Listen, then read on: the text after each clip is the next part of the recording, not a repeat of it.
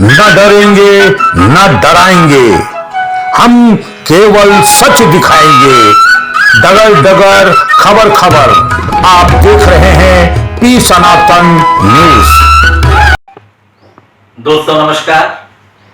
Corona महामारी ने पूरी दुनिया को बदल के रख दिया है। उनके जीने का, उनके सोचने का सब तरीके बदल रहे हैं। लोकतांत्रिक देशों के सामने भी एक बहुत बड़ा संकट है कि उनका जो इलेक्टोरल रिप्रेजेंटेशन है वो इस कोरोना महामारी से कितना अफेक्ट होगा। पूरी दुनिया इस पर मंथन कर रही है। पूरी दुनिया का जो सबसे चर्चित चुनाव है, अमेरिका के राष्ट्रपति का चुनाव, वो भी आने वाले कुछ चंद महीनों में ही होना है, नवंबर महीने में होना है। और ट्रंप कह रहे हैं कि ना हम किसी तरह का लॉकडाउन उस तरीके से बढ़ाएंगे कि हमारे चुनाव इफेक्ट हो।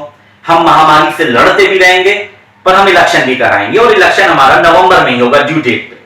रिपब्लिकन पार्टी के रूप में ट्रंप तो एकदम तैयार हैं, और डेमोक्रेट्स के रूप में जो बिडेन भी उनके उम्मीदवारी के रूप में हैं।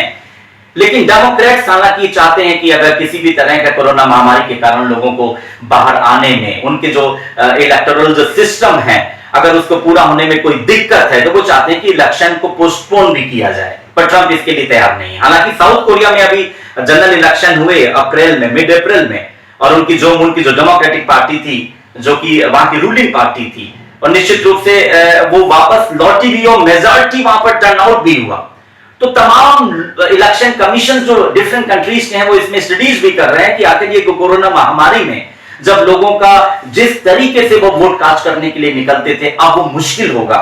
इसमें किस तरह के सॉफ्टवेयर डेवलप किए जाएं, पोस्टल बैलेट का सिस्टम डेवलप किया जाए या डिजिटल वोटिंग का सिस्टम डेवलप किया जाए, इस पर चर्चा कर रहे हैं। भारत भी इससे बहुत मंथन कर रहा है। भारत तो लेकर दुनिया का सबसे बड़ा लोकतांत्रिक देश है, और जहां पर हर 6 महीने साल भर में कोई ना कोई चुनाव हुआ ही करता है। किसी ना किसी राज्य में लोकल बॉडीज के इलेक्शन होना, पंचायत के इलेक्शन होना, असेंबली के इलेक्शन होना, फिर जहां पर जिन राज्यों में 2 सदन है वहां पर विधान परिषद के चुनाव निश्चित अंतराल पे होना, राज्यसभा के चुनाव होना, और फिर देश का आम चुनाव। ये तमाम चुनाव है। आम चुनाव तो अभी खैर भारत देश में 1 वर्ष पूर्व संपन्न हुआ, पर आने वाले दिनों में बिहार में असेंबली इलेक्शन है जो सबसे बड़ा चुनाव है, जिसपे लोगों की नजर है। उत्तर प्रदेश के पंचायत चुनाव जो उत्तर प्रदेश सरकार के लिए तरह का सेमीफाइनल होंगे, अपोजिशन पार्टीज के लिए एक लिटमस टेस्ट होगा, वो भी अक्टूबर से नवंबर के बीच में होना है। ये जो चुनाव कोरोना पैंडेमिक के कारण आगे बढ़ेंगे या होंगे, या आने वाले उसके 6 महीने के बाद, यानी 1 जून के पहले 4 राज्यों की विधानसभाएं गठित होनी है, जिसमें केरल है, पांडिचेरी है, तमिलनाडु है, वेस्ट बंगाल है।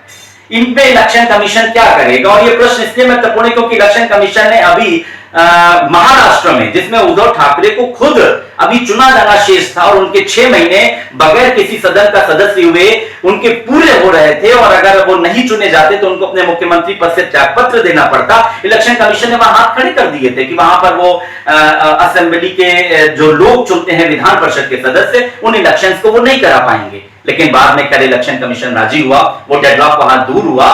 तो ये एक मंथन भारत देश में भी चल रहा है कि पंचायत चुनाव उत्तर प्रदेश में जो होने हैं, जिसमें सबसे बड़ा रिकॉर्ड टर्नआउट होता है। उत्तर प्रदेश जो तमाम देशों की जनसंख्या से ज्यादा जिसकी जनसंख्या है, और सबसे बड़ा लोकतंत्र यहां पर जब उत्तर प्रदेश में, नॉर्थ इंडिया में जिंदा होगा अक्टूबर के समय में, नवंबर के समय में, क्या इलेक्शन कमीशन उस चुनाव को कराने में सक्षम होगा जो राज्य निर्वाचन आयोग है? क्या यूपी गवर्नमेंट उस लिटमस टेस्ट को पास कर पाएगी? और अगर वो चुनाव होता है और बिहार का असेंबली इलेक्शन भी नवंबर में होता है, तो लोगों का वोटिंग बिहेवियर क्या होगा? लोग कैसे 1-1 मीटर की दूरी पर पोलिंग बूथ में खड़े होंगे? तमाम आपको दृश्य याद होंगे जब यहाँ पर आम चुनाव होते हैं तो कोई अपनी वृद्ध माता को, 90 वर्षीय माता को अपने वोट डलवाने के लिए ला रहा है, कोई व्हील चेयर पे चला आ रहा है। तो ये दृश्य तो अब आने वाले इस कोरोना पैंडेमिक जो भी खत्म नहीं होने जा रहा है, आने वाले लोकतंत्र में तो अब आपको भारत में तो देखने को मिलेंगे नहीं। अब भारत भी इस पे चर्चा कर रहा है कौन सी डिजिटल टेक्निक लाए, क्या चीज लाए। वोटरों का भी माहौल बदलेगा। भारत में तो लोकतंत्र चाय की दुकान है, पान की दुकान है, नाई की दुकान है, तमाम छोटी छोटी जगहों पर, क्लब्स में, जहां बैठकर लोग लोकतंत्र की चर्चा किया करते थे। अब वो संभव नहीं होगी। गांव में तो जो चौपाले लगा करती थी वहां पे लोकतंत्र जिंदा होता था, पर अब हर जगह सकती है कि ज्यादा से ज्यादा लोग बैठ नहीं सकते हैं। अभी भी जो हालात है कोरोना के, कोई लॉकडाउन यहां खत्म नहीं होने जा रहा है, और कहा जा रहा है कि सितंबर तक हालात ऐसे ही रहेंगे, और अगले 2 सालों तक, अगर आज दवा इजाद भी हो गई तो 2 सालों तक हमें सावधानियां बरतनी होंगी। तो निश्चित रूप से अब वोटर्स का भी सोचने का तरीका बदलेगा। बड़ी बड़ी जो रैली होती थी विधानसभा चुनाव में वो नहीं हो पाएंगी।